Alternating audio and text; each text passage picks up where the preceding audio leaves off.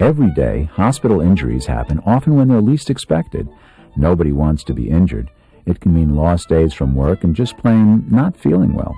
So let's take some basic training on how to prevent careless injuries before they happen.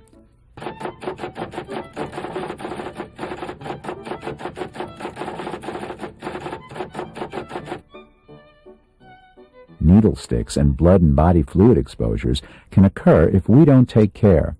First, never ever recap a needle and never empty sharps into a container that is already full. Instead, make sure to replace the container when it's 3/4 full. You can get stuck other ways as well. For instance, if you're dealing with an agitated patient, get help from a coworker before you perform any procedure on them.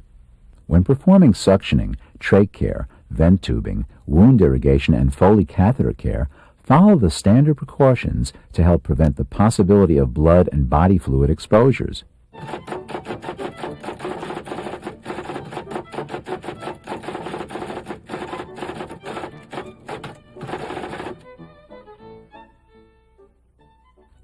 We've all experienced an occasional bump, bang, or bruise. Most of these can be avoided by following some common-sense safety tips. Be aware of your surroundings. Take your time and be careful while you're working. Seek assistance if you need help with your job, and don't invent mechanical aids. Use caution if you're using chemicals. Know where the material safety data sheets are kept, as well as eye wash station locations, so you can take immediate action if an exposure occurs.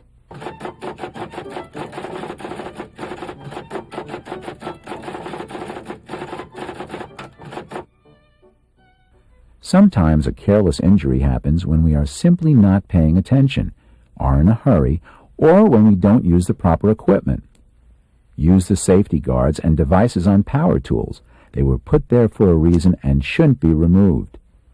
When the job requires personal protective equipment, wear it, and use goggles or masks when cleaning or doing ductwork. Remember, when moving a cart, push, never pull it. Use proper body mechanics when lifting a heavy load, and never work over other people. Strains, sprains, and even shock can occur from faulty equipment use. Check your equipment regularly, and you can prevent injuries like these from occurring. It's as easy as following the safety policies and procedures your hospital has set up.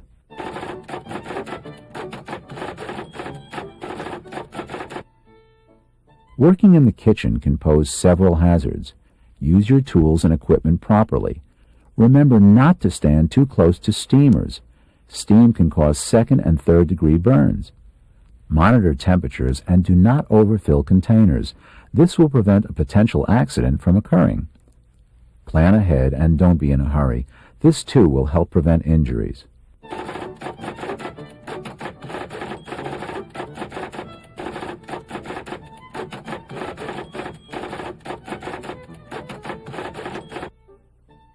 Jobs can get very hectic, especially in healthcare, and it's when we get busy that accidents tend to happen. Sprains, even trips and cuts can be prevented if you stay alert and pay attention to your task.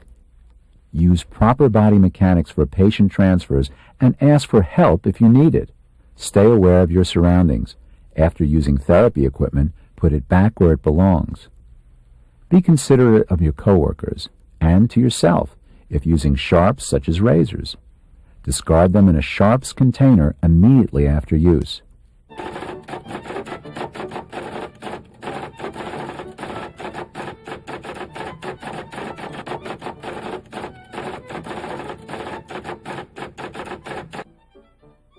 Unexpected injuries may also happen in an office setting.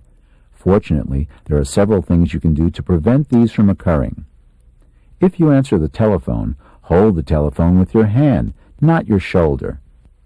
Take short breaks. Stretch. Rotate your duties. Set your workstation for maximum comfort and convenience. Sit all the way back in your chair, keeping your feet flat on the floor. You may want to seek assistance for a big typing job. Be sure the computer monitor is adjusted properly at eye level and your hands and wrists are in a neutral position. The proper design of your workstation will ensure the prevention of repetitive strain disorders.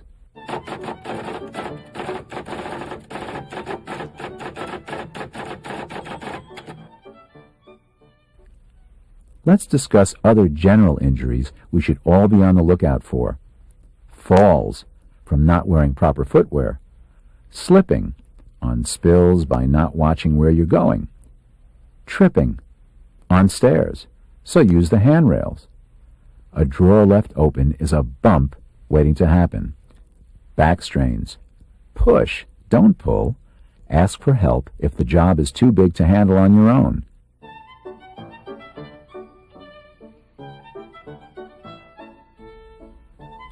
Repetitious activities can cause stress and strains, so take breaks, stretch, exercise, and seek assistance if possible when your workload increases.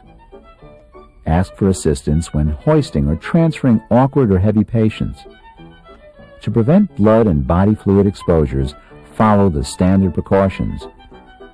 Never recap needles.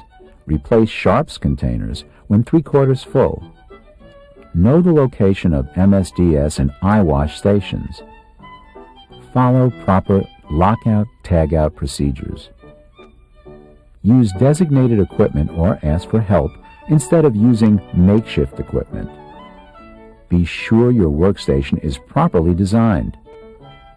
In the event of a disaster, remember to stay calm and follow your hospital's policies. In the event of a fire, rescue anyone in immediate danger. Activate the alarm. Confine the fire by closing doors and windows. Evacuate or extinguish the fire. These are the key tools to creating a safe working environment. Use this basic training along with your hospital's safety guidelines to help prevent careless injuries. No job is so urgent that we cannot take the time to perform our work safely. Do it for yourself and for the safety of your patients and coworkers.